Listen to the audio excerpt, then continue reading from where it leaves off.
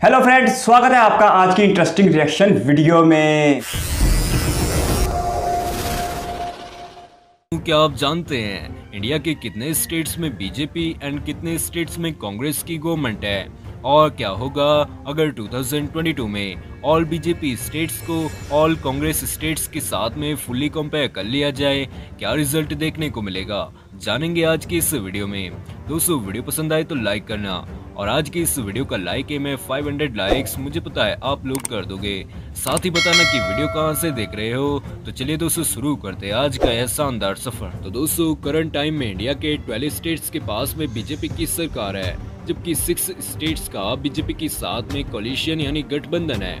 वहीं दोस्तों, इंडिया के ओनली 2 स्टेट्स के पास में इंडियन नेशनल कांग्रेस की सरकार मौजूद है, जबकि 3 अदर स्टेट्स का कांग्रेस के साथ में गठबंधन है, जबकि रिमेनिंग स्टेट्स में अदर पार्टीज का दबदबा है। तो गाइस, फर्स्टली हम बीजेपी एंड कांग्रेस स्टेट्स को देखते हैं, इससे हम मैप से समझेंगे।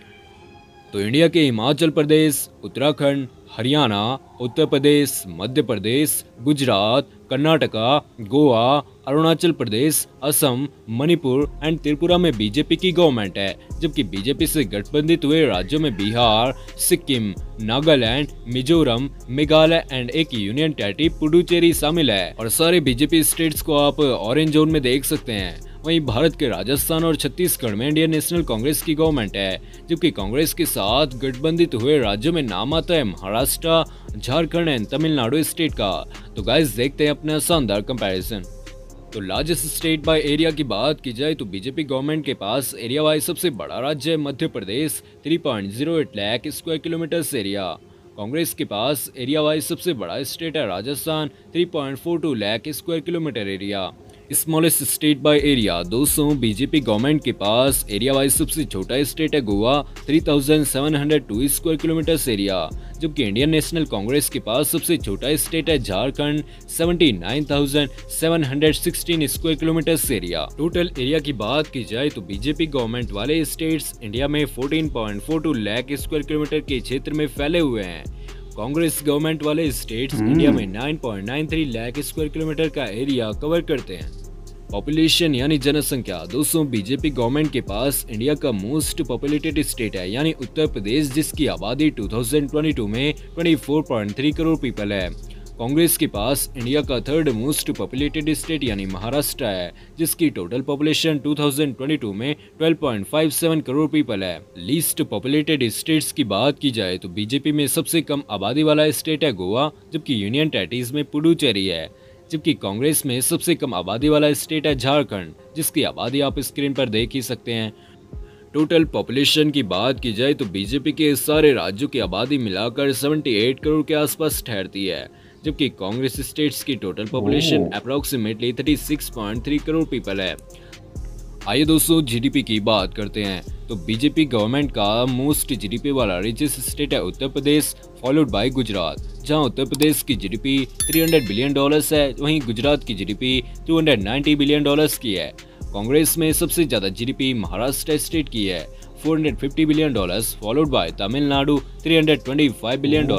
टोटल जीडीपी की बात की जाए तो बीजेपी गवर्नमेंट वाले स्टेट्स की टोटल जीडीपी $1.47 ट्रिलियन की है, जबकि कांग्रेस गवर्नमेंट वाले स्टेट्स की जीडीपी $1.05 ट्रिलियन की है।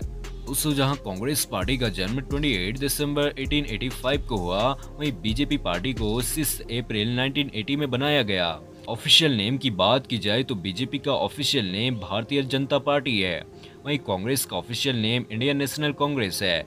मोस्ट लिटरेट स्टेट की बात की जाए तो बीजेपी की गवर्नमेंट वाला मोस्ट लिटरेट स्टेट है Mizoram, 94% literacy rate. Indian National Congress की पार्टी वाला मोस्ट लिटरेट स्टेट है Maharashtra, 86% literacy rate. Highest GDP per capita दोस्तों, करंट टाइम में जहां पर बीजेपी की सरकार है, उन राज्यों में सिक्किम का जीडीपी पर कैपिटा सबसे हाईएस्ट है, $6,900 का, जबकि कांग्रेस गवर्नमेंट में तमिलनाडु का जीडीपी पर कैपिटा सबसे हाईएस्ट है, $3,700 का। स्टेट्स बाय एचडीआई दोस्तों, बीजेपी का सबसे ज्यादा एचडीआई वाला स्टेट है गोवा, जबकि कांग्रेस का सबसे ज्यादा एचडीआई वाला स्टेट है तमिलनाडु।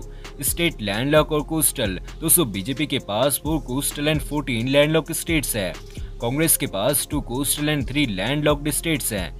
बीजेपी पार्टी का सबसे बड़ा स्टेट हाईवे नेटवर्क कर्नाटका के पास है।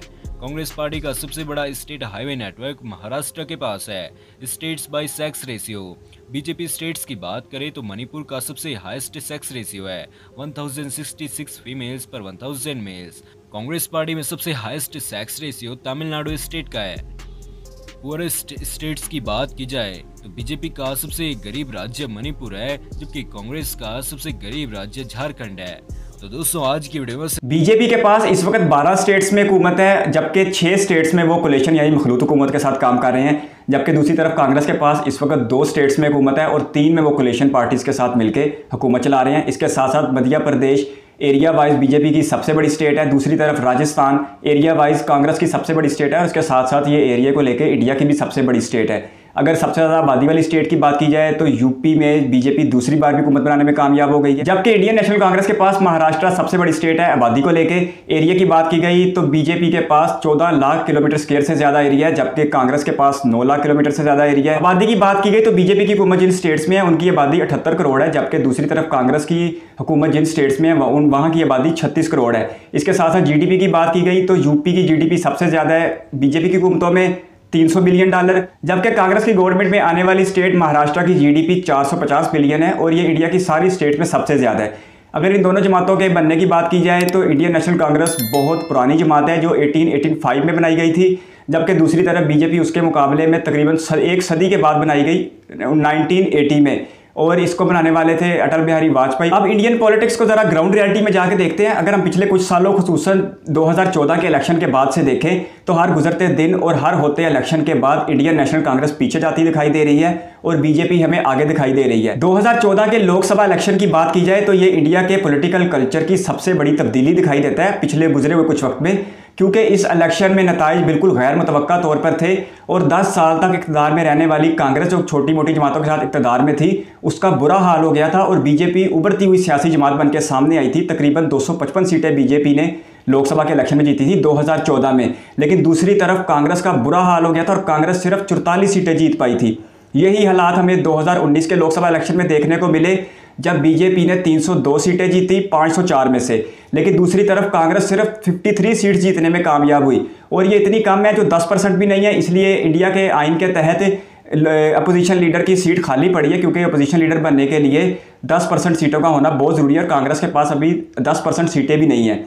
लेकिन दूसरी तरफ बीजेपी के पास सिंपल मेजोरिटी हमें दिखाई देती है। इसलिए 2014 का इलेक्शन बीजेपी की तरक्की का पहला इलेक्शन था, लेकिन 2019 के इलेक्शन में बीजेपी ने कांग्रेस का अच्छा खासा सफाया कर दिया है, लेकिन उसके बावजूद भी कांग्रेस अभी हमें सियासी मैदान में मौजूद दिखाई देती है। अगर पॉपुलर वोट की बात की जाए तो तकरीबन 2019 के इलेक्शन में 22 करोड़ वोट लिए थे बीजेपी ने और 11 करोड़ वोट लिए थे आईएनसी ने।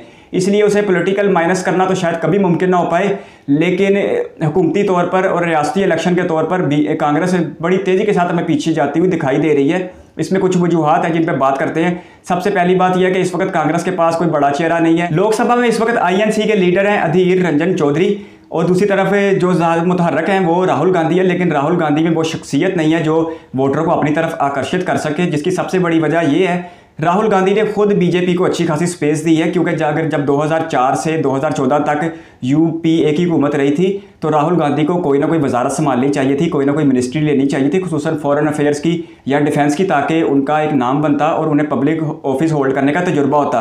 अब अपनी कम तजुर्बाकारी की वजह से वो एक अच्छी और मौसर अपोजिशन भी साबित नहीं हो रहे और दूसरी तरफ हर गुजरते इलेक्शन के साथ बीजेपी हमें आगे बढ़ती हुई दिखाई दे रही है। अब खुसूसन यूपी का इलेक्शन इसकी सबसे बड़ी मिसाल है कि यूपी के इलेक्शन में ऐसा 30 सालों में पहली बार हुआ कि कोई पार्टी दूसरी बार इक़्तिदार में आई है और योगी जी जो 2017 से 22 तक यूपी के वज़ीर आला रहे हैं, अब दोबारा अगले 5 सालों के लिए यूपी के वज़ीर आला मुंतखब हो चुके हैं। इसके साथ साथ गुजरात भी बीजेपी का एक मजबूत गढ़ बना है और मोदी जी खुद गुजरात के ही मुख्यमंत्री रहे हैं तकरीबन 12 साल तक, और गुजरात में तो 2002 से ऑनवर्ड आज 20 साल से ज़्यादा अरसा गुजर गया, बीजेपी की हुकूमत ही है। एक तरफ तो इंडियन नेशनल कांग्रेस अपनी मकबूलियत तेज़ी के साथ खो रही है, तो दूसरी तरफ बीजेपी इस मकबूलियत को बहुत तेज़ी के साथ कैच कर रही है, जिसकी सबसे बड़ी वजह यह है कि बीजेपी आरएसएस के नज़रियात रखती है, हिंदुत्वा और हिंदुस्तान सिर्फ हिंदुओं के नारे लगाती है। इसकी वजह से 80% मेजोरिटी के साथ जो स्टेट है भारत, वो बड़ी तादाद में लोग बीजेपी की तरफ आकर्षित हो रहे हैं। और आने वाले वक्तों में ऐसा दिखाई दे रहा है कि इंडिया वन पार्टी रूल बन जाएगा, क्योंकि जिस तेज़ी के साथ स्टेट इलेक्शन में बीजेपी ने कामयाबी हासिल की है,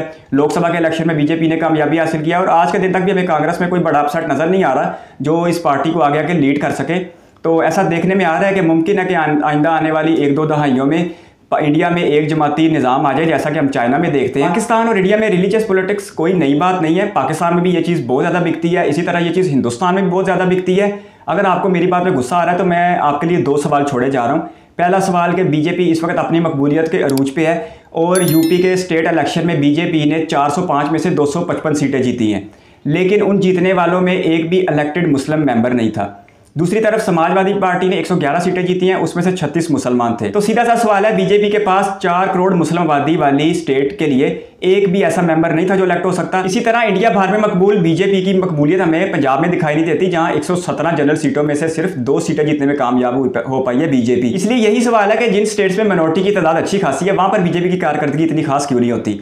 और दूसरी तरफ इसमें कोई शक नहीं कि इंडिया इस वक्त अपने अच्छे वक्त से गुजर रहा है। अपनी जीडीपी ग्रोथ को लेकर तकरीबन 9% उसकी जीडीपी ग्रो कर रही है। इसके साथ साथ 1500 अरब डॉलर के मेगा प्रोजेक्ट्स पे काम जारी है। 16 से 17 शहरों में मेट्रो ऑपरेशनल हो चुकी है। जबकि बीजेपी सरकार आई है तो करप्शन इंडेक्स भी कम हुआ है। ये सारी बातें अपनी जगह मौजूद हैं, लेकिन कहीं ना कहीं आर्टिकल 370 की मनसूखी और CAA भी लोगों पर असरअंदाज होता दिखाई दे रहा है, खुसूसन मिनॉरिटीज़ पर। आपके कीमती वक्त का शुक्रिया। अगर आप भी किसी वीडियो पर रिएक्शन चाहते हो तो अपनी कीमती राय कमेंट बॉक्स में ज़रूर दीजिएगा। इस वीडियो को कीमती समय देने के लिए बहुत सारा धन्यवाद।